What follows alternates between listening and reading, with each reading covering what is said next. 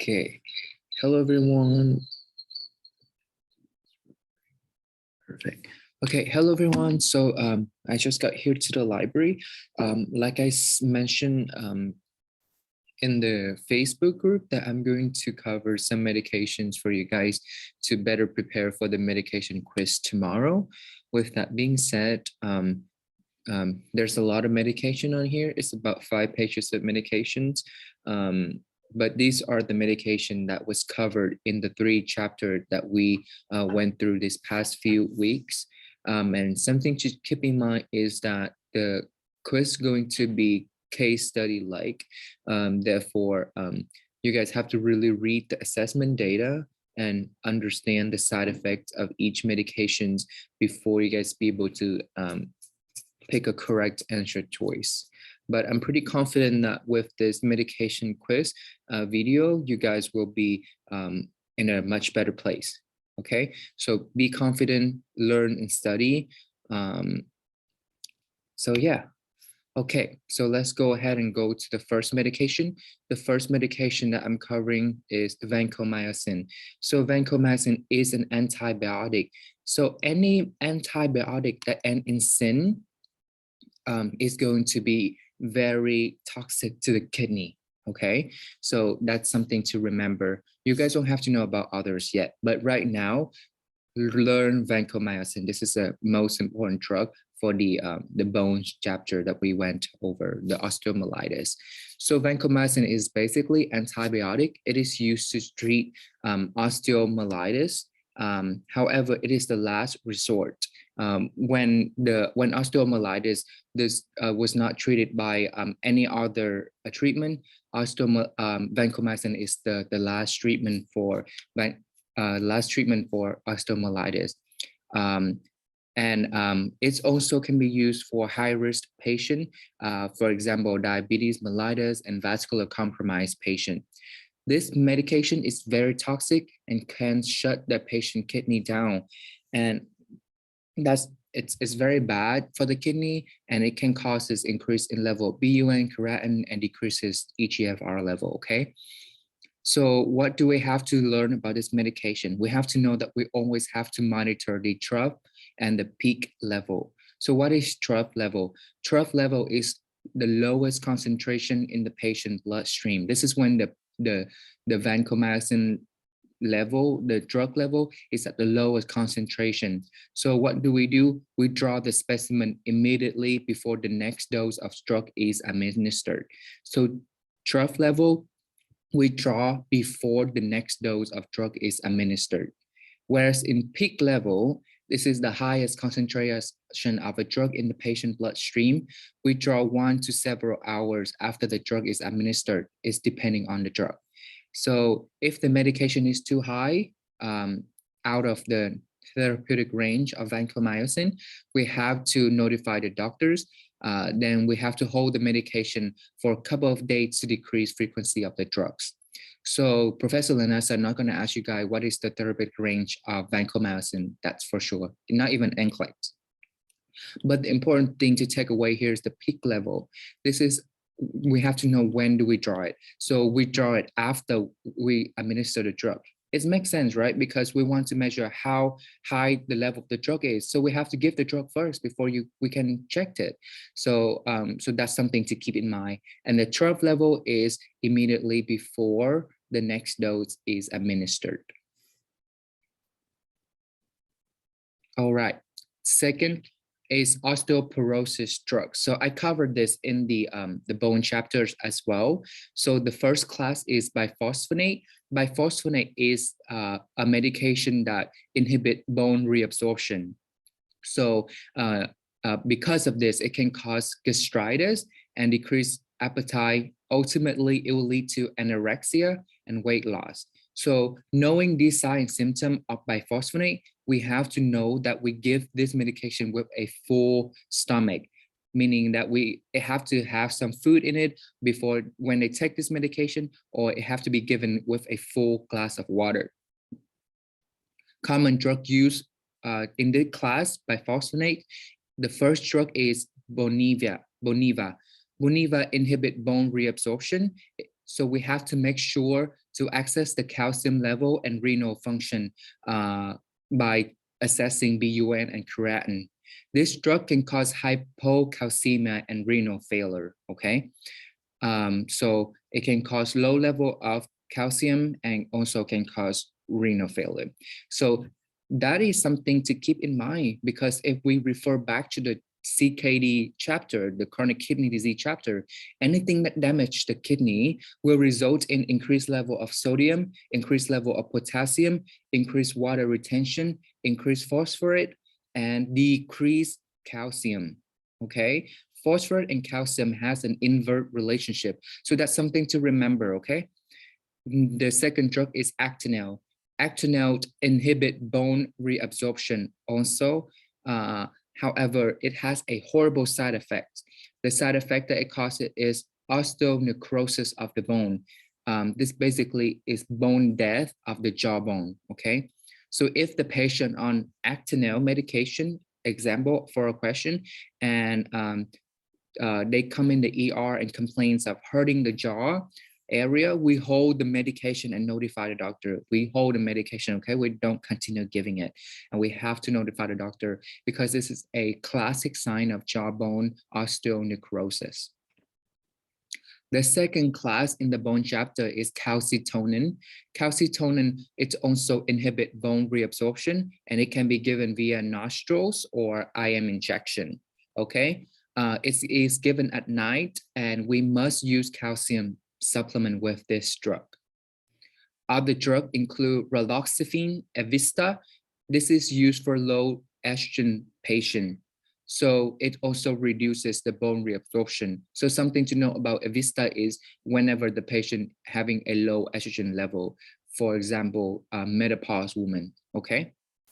Second is denosumab Prolia. So for this drug, again, we have to look at the kidney function and calcium level. Sub-Q injection every 6 months and used for post-menopause women. Okay, so that's for the, so some more for the bone chapter, acetaminophen. So acetaminophen Tylenol is a medication that can give an OTC. We can get it over the counter easily. Just something to keep in mind that acetaminophen is toxic to the liver, and we cannot give more than 4 grams a day, remember? And it is used for mild to moderate pain. For example, when the patient have some pain, bone pain or something like that. Next, we have NSAIDs. NSAID is aspirin, ibuprofen. Ibuprofen is Advil, yeah, or Motrin. This can cause GI bleeding, GI ulcer, and toxic to the kidney. So acetaminophen Tylenol is toxic to the liver, and NSAID is toxic to the kidney, and it also increases the risk of GI bleeding and GI ulcer. It is used for moderate to severe pain of osteoarthritis. If NSAID fails or patient develop GI ulcer and bleeding, we switch to use COX-2 inhibitor. It's also called celecoxib or Celebrex. So these have inhibition effect, so it doesn't allow the GI bleeds. So if Celebrex or COX-2 inhibitor fails, we give steroids or hyaluronic acid. You guys don't really need to know that, but just know that NSAID is toxic to the kidney, can cause GI bleeding, and acetaminophen is toxic to the liver. And these medication is used for moderate to severe pain of osteoarthritis. Next, we have drug for rheumatoid arthritis. Remember, rheumatoid arthritis is a condition, autoimmune condition where it affects smaller joints, right? So it can be painful. And so what do we do in this situation? We give them corticosteroids. We know that corticosteroid is the medication that can suppress the immune system. So we have to use only for exacerbation state and short-term relief, because long-term usage of corticosteroids can bring horrible side effects. This include weight gain, increased blood sugars, prolonged wound healing. It masks the infection, and it's also increased risk for infection. Can cause osteopenia, meaning it can affect the bone, make it more fragile and and weaken. And osteoporosis, it can cause these like little pores in the bone and make it weaken. For rheumatoid arthritis, we start with steroids to get the patient out of the exacerbation state. Then we switch to NSAID, which is aspirin that I mentioned earlier, to help with the inflammation. But also keep in mind, aspirin can cause GI bleedings and also toxic to the kidney. And also aspirin is take 2 to 3 weeks to be fully effective. So that's why we have to give them steroid first, because steroid worked right away. Why steroid is working? We also give them the aspirin so that the aspirin can take time to, when it reaches the therapeutic level, it will work. Then at that moment, we can take off corticosteroid. After aspirin, we can move to methotrexate. So this is a chemotherapeutic agent. Therefore, Therefore, it can cause issue with bone marrow.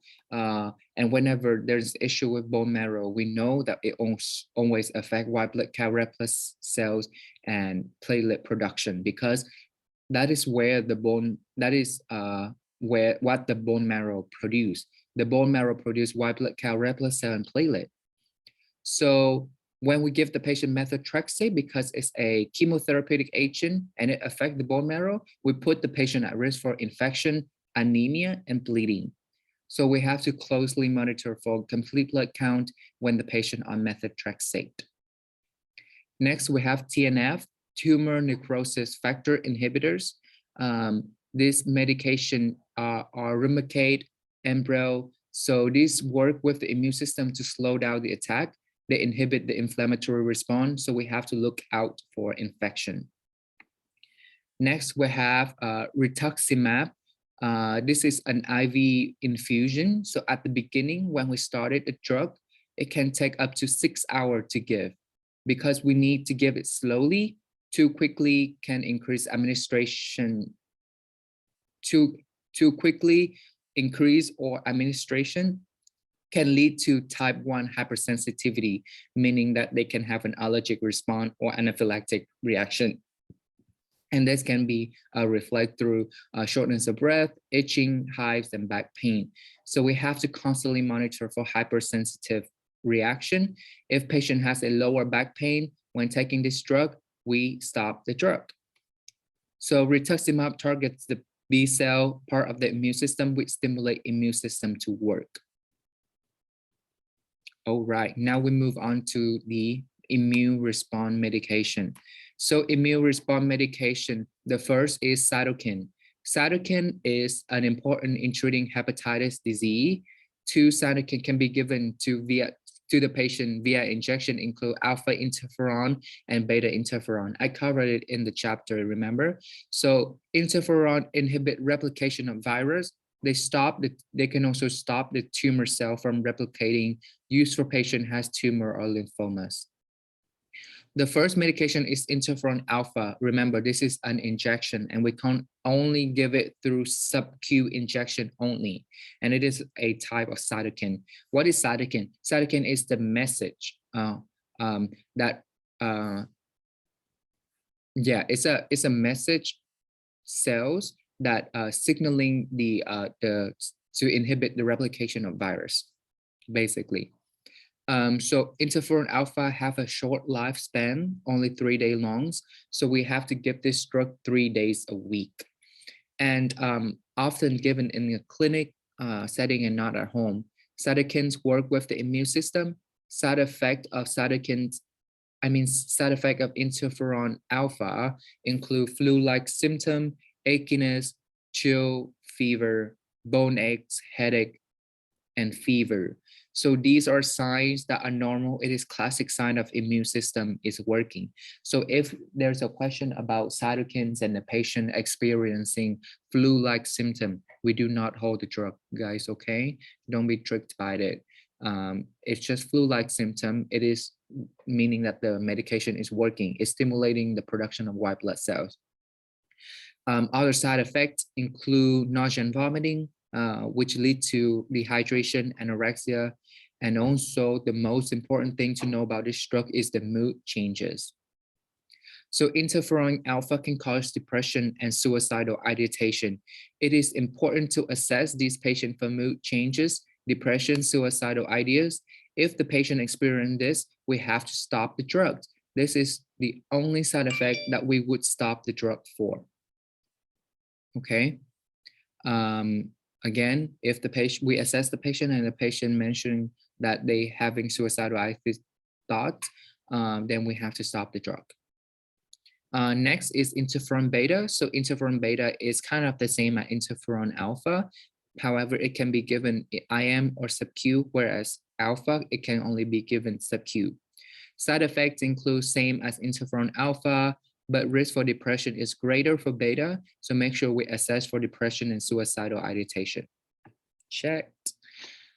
Now we move on to how to give these injections. So both are sub-Q injections. It can cause skin sensitive to sunlight. So we have to teach the patient to use sunscreen. Blurry vision can occur. And if the patient is pregnant, must notify the doctor as soon as possible. Another type of cytokines is TNF, tumor necrosis factor. So yeah, I talked about this earlier, so I don't think we need to cover it. I don't remember she was asking any question about that, so we'll be fine.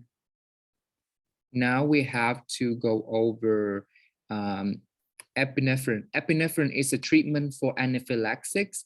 It is a last resort if Benadryl and steroid did not work, okay? So this is because due to major of side effect of vasodilation and can lead to headaches. So usually we use epinephrine pen for someone who have an anaphylactic reaction where the airway is closed or they have seizure or they cannot breathe.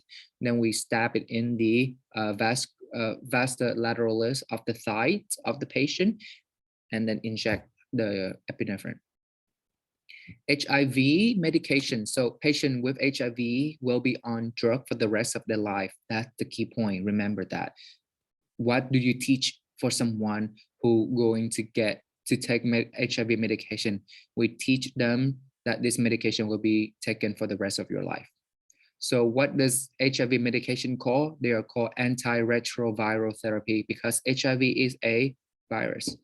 So this medication will prevent viral load from going up, keep CD4 T cells stable, prevent HIV symptom and opportunistic diseases. It delays the progression and transmission.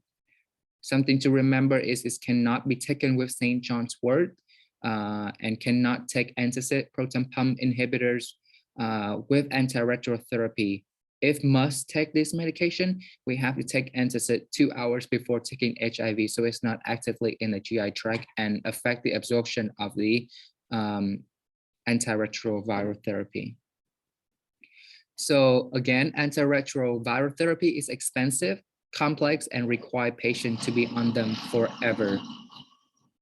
Start antiretroviral therapy as soon as possible. Need to assess the patient for readiness, assess if they are ready for therapy, have enough money, and adherence is important.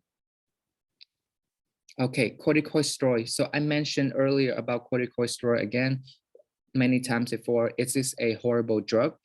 Its main job is to depress the immune system. So therefore it can causes a lot of issues with infections and also increasing blood sugar, causes kidney impairment as well. So yeah. So these are something for you guys to look over. Again, antacid we take after meal because antacid neutralize acid and we must eat to produce acid. Does that make sense? If there's a question asking when do we give antacids, we give it after meal. Okay, so because whenever we eat, we produce acid in our stomach, and in order to prevent GERD in patient or acid reflux, then we give them antacids after they eat so that the acid in their stomach that was produced because of the food can be neutralized and is not too damaging to the esophagus. Sucralfate take 30 minutes before meals because it can coat the lining of the stomach. So when the patient eat the food after 30 minutes of taking the drug and then the stomach produces acid, the stomach is already coated with sucralfate, so it doesn't damage to the stomach lining. Okay, next we have anemia medication. So first is iron medication. Iron medication can be enteric coated or sustained released. We have to give it with orange juice or tomato juice because iron medication thrive in an acidic environment. So we give 1 hour before meal on an empty stomach. Iron absorb best in acidic environment. The higher the acidity, the better the iron absorption. If we must give liquid iron, we have to give it through a straw because it can stain the teeth. Signs symptoms include constipation, so we have to teach the patient to give laxative and teach the patient how to take it, okay? So next we have treatment for decreased production of red blood cells. So again, I mentioned in the CKD chapter about epoitin alpha procreate. So epoitin provide erythropoietin to make more red blood cells. It stimulates the production of erythropoietin, a hormone. Then erythropoietin then stimulate the bone marrow to produce more red blood cells. And this is used for patients with renal failure because patients with renal failure, the kidney does not produce erythropoietin. So we give this medication IV or sub-Q. Side effects include hypertension, DVT, high risk for blood clots formation. So the reason is because when we produce more red blood cells by stimulating the erythropoietin production, the more red blood cell in the blood we have, the thicker the blood gets. So whenever the fluid is so thick and it flows through the blood vessel, the pressure has to be higher and increasing, or the heart has to pump harder in order for the fluid to flow inside our blood vessel. So that's why it causes hypertension, high blood pressure. DVT is because the more red blood cell we have, the more concentrated the blood is. So it's higher risk for forming clots. And whenever we have clots, we are at risk for deep vein thrombosis and also blood clot formation. So we have to assess hemoglobin before we give this medication. If hemoglobin is 10 or more than 10, we do not give this drug because the risk for blood clot and too much red blood cells cause a thickening of the blood. Then we have to assess blood pressure before giving this medication. If it's more than 160 over 90, then we hold the drug because side effect of hypertension.